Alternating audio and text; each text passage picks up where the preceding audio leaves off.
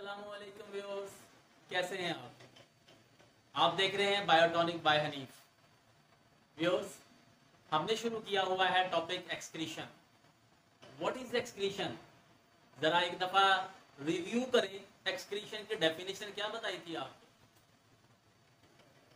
अरे वाह, एग्जैक्ट, बिल्कुल आप सही समझे। Excretion is the removal of nitrogenous waste, या हम इसको कह सकते हैं रिमूवल ऑफ मेटाबॉलिक प्रोडक्ट्स, या ना मेटाबॉलिज्म के रिजल्ट में जो प्रोडक्ट्स हासिल होते हैं उनको रिमूव करना क्या कहलाता है? एक्सक्रीशन। अगर हम कैटाबॉलिज्म की बात करें, मेटाबॉलिज्म की दो टाइप्स पड़ी थी ना, एनाबॉलिज्म और कैटाबॉलिज्म। कैटाबॉलिज्म की बात करें तो बहुत सारे प्रोडक्ट्स जो है वो हासिल होते हैं। जैसे कार्बोहाइड्रेट्स की जब कैटाबॉलिज्म होती है तो आपने पढ़ा कि कार्बन डाइऑक्साइड और वाटर जो है वो वेस्ट प्रोडक्ट्स है।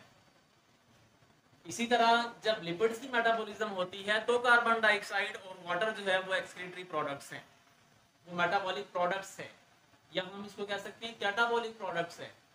इसी तरह आपने पढ़ा था कि जब प्रोटीन या न्यूक्लियोप्रोटीन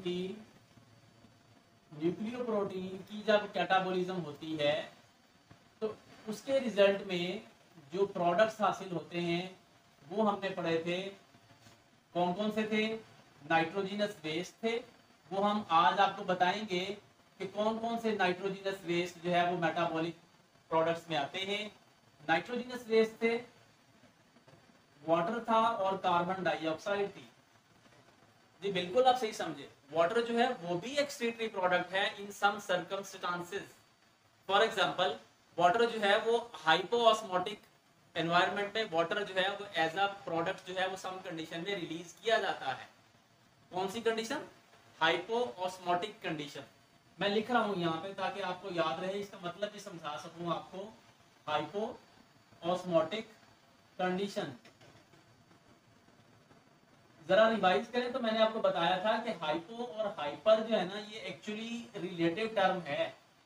तो हाइपोऑस्मोटिक का मतलब ये होगा कि वाटर के लिहाज से कंसंट्रेशन जो है वो कम है सराउंडिंग में, तो वाटर जो है वो फिर एक्सक्रीटरी प्रोडक्ट के तौर पे कुछ सूरतों में एक्सक्रीटरी प्रोडक्ट के तौर पे वाटर जो है उसको रिलीज किया जाता है। ठीक है। इसी तरह कुछ प्रोडक्ट्स में साल्ट्स को भी, कुछ कंडीशन में साल्ट्स को भी एक्सक्रीटरी प्रोडक्ट के तौर पे रिलीज किया जाता है, और साल्ट्स को रिलीज किया जाता है हाइपरटोनिक कंडीशंस में। हाइपरटोनिक कंडीशंस में या एनवायरनमेंट में साल्ट को भी एज एक्सक्रीटरी प्रोडक्ट जो है वो रिलीज किया जाता है। एनीवेज, जब हम बात करेंगे ना एक्सक्रीशन इन एनिमल्स की, तो इसका मतलब है नाइट्रोजनस वेस्ट की रिमूवल है। वाटर जो है वो भी गो के एक एक्सक्रीटरी प्रोडक्ट है। वो हम आने वाले दिनों में पढ़ेंगे कि वाटर जो है वो भी यूरिन के साथ जब या यूरिया के साथ जो है वो वाटर रिलीज होता है प्रोडक्ट के तौर पे, एक्सक्रीटरी प्रोडक्ट के तौर पे। इसी तरह अगर अमोनिया है तो उसके साथ भी वाटर जो है वो वाटर की काफ़ी सारी मिकदार जो है वो रिलीज होती है। ठीक है। लेकिन यहाँ पे हम एक्सक्रीशन से मुराद क्या होगा? Removal of nitrogenous waste. Clear हो गया?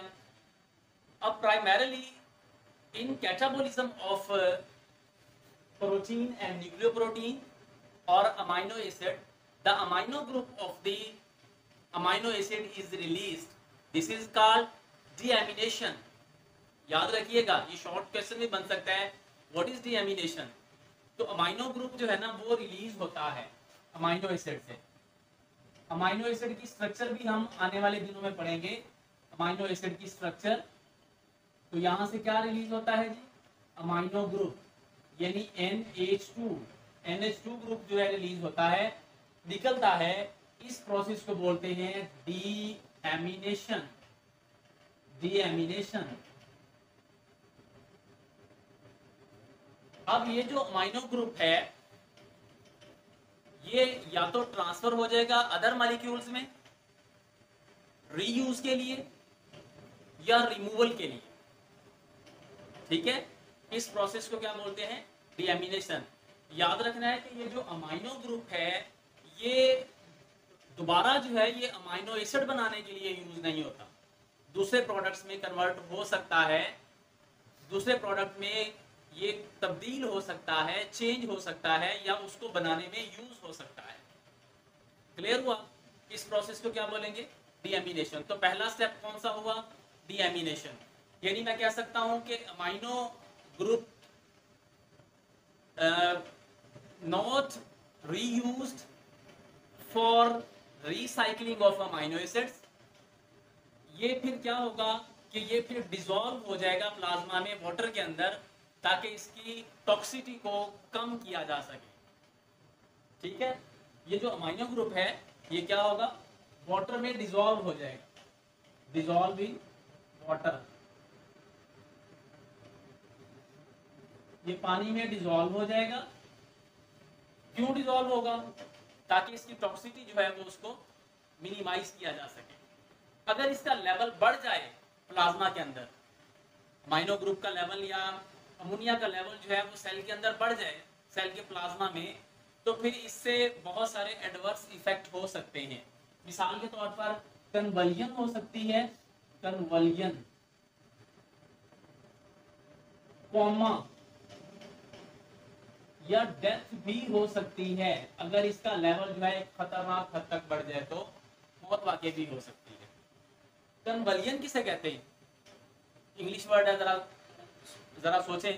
कन्वल्जन का मतलब होता है involuntary contraction of fibres and muscles, यानी गैर इरादी तौर पर मसल्स और फाइबर की कंट्रैक्शन कन्वल्जन कहलाता है।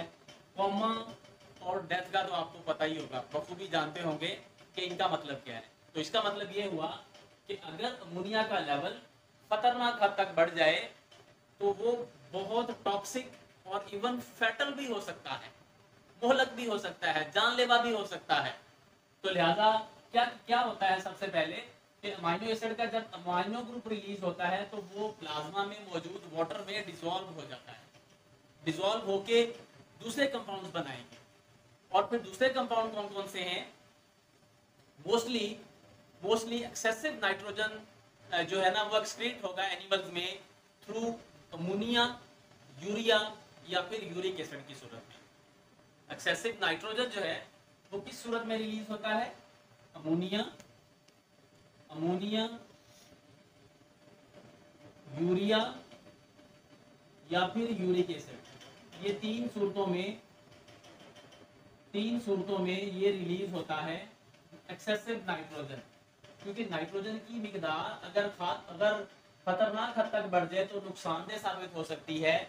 तो फिर नाइट्रोजन जो है वो इनमें तब्दील होकर थोड़ा लेस टॉक्सिक टॉक्सिटी जो है उसमें आ जाती है, ताकि उनको बॉडी से रिमूव किया जा सके। थोड़ी मिकदार उसकी लोअर अमाउंट ऑफ नाइट्रोजन वो दूसरे कंपाउंड्स की सूरत में भी रिलीज होती है, जैसे जिनमें है क्रेटिन, ट्राइमिथाइल अमाइन ऑक्साइड। ये हमने पढ़ा था, जरा जहन पे जोर दे, जरा घुमाएं तो, जिसमें हमने पढ़ा था कि बोनी फिशेस जो है ना उनमें ये अमोनिया के टॉक्सिटी को कम करने के लिए एक और कंपाउंड मौजूद होता है जिसको ट्राइमिथाइल अमाइन ऑक्साइड कहते हैं। तो नाइट्रोजन जो है ये ट्राइमिथाइल अमाइन ऑक्साइड की सूरत में भी कुछ ऑर्गेनिज्म से रिलीज होता है। तो lower amount of nitrogen is release as creatine और ट्राइमिथाइल ऑक्साइड, ठीक है। And very low amount is release as purine और पायरिमिडीन। और बहुत कम मिकदार जो है very low amount of nitrogen is also release as amino acid, purine और पायरिमिडीन।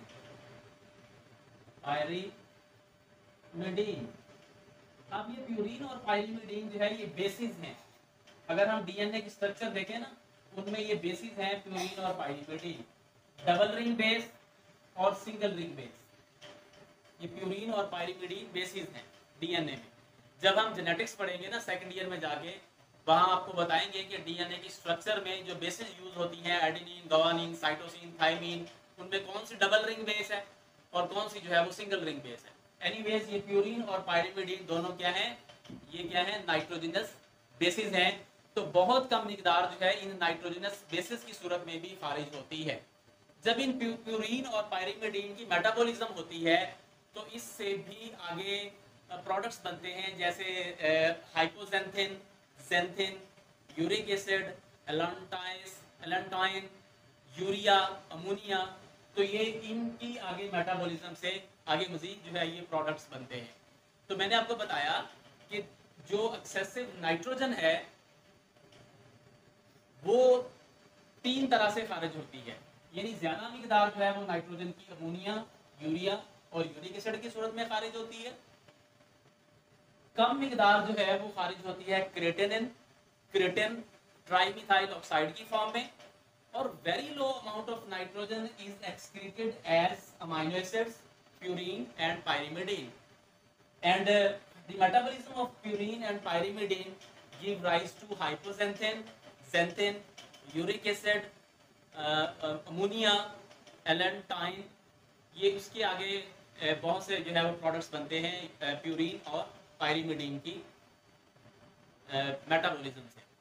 ये डिपेंड करता है कि जो ऑर्गेनिज्म है वो किस एनवायरनमेंट में रह रहा है। क्लियर हुआ? फॉर एग्जांपल, अगर तो फ्रेश वाटर के अंदर कोई ऑर्गेनिज्म रह रहा है तो फिर नाइट्रोजन जो है ना वो रिलीज होगी in the form of ammonia, ammonia की फॉर्म में रिलीज होगी। जैसे आपने फिशेस के बारे में पढ़ा होगा, इक्वेटिक एनवायरनमेंट में बिलखसूस फ्रेश वाटर में जो रह रही होती हैं वो अमोनिया की फॉर्म में नाइट्रोजनस वेस्ट को रिलीज करती हैं। कुछ ऑर्गेनिज्म ऐसे होते हैं जिनको मॉडरेट सप्लाई जो है ना वो ऑक्सीजन, वो वाटर की जो है वो अवेलेबल होती है, मॉडरेट सप्लाई। उनमें मैमल्स शामिल हैं, कुछ एम्फीबियंस शामिल हैं, उसमें शार्क्स हैं उसके अंदर शामिल। तो वो वो किस फॉर्म में नाइट्रोजन को रिलीज करेंगे? वो करते हैं यूरिया की फॉर्म में नाइट्रोजन को रिलीज करते हैं। ठीक है। और कुछ ऑर्गेनिज्म ऐसे होते हैं, कुछ एनिमल्स ऐसे होते हैं जिनको वेरी लिमिटेड सप्लाई जो है वो ऑक्सीजन की वाटर की अवेलेबल होती है, very limited supply of water, तो वो नाइट्रोजन को रिलीज करेंगे in the form of uric acid. For example birds, ये जो है वो यूरिक एसिड की फॉर्म में नाइट्रोजन को रिलीज करते हैं। तो मेन प्रोडक्ट्स जो है नाइट्रोजन के वो कौन कौन से हुए? अमोनिया, यूरिया और यूरिक एसिड। ये बनते कैसे हैं वो हम आने वाले दिनों में पढ़ेंगे। इस टॉपिक में शॉर्ट क्वेश्चन के तौर पे डिएमिनेशन की डेफिनेशन आ सकती है, डिएमिनेशन इसकी डेफिनेशन आ सकती है, या फिर right a note on excretion in animals, तो एनिमल्स में एक्सक्रीशन पे लिखने के लिए पूरा नोट भी आ सकता है। अगर आपको वीडियो अच्छी लगे तो बेल आइकॉन को क्लिक करें ताकि हर आने वाला नया नोटिफिकेशन आपको ज़रूर मिलता रहे। चैनल पर नए हैं तो चैनल को सब्सक्राइब कर लें। मिलते हैं अगली वीडियो में। अल्लाह हाफ़िज़।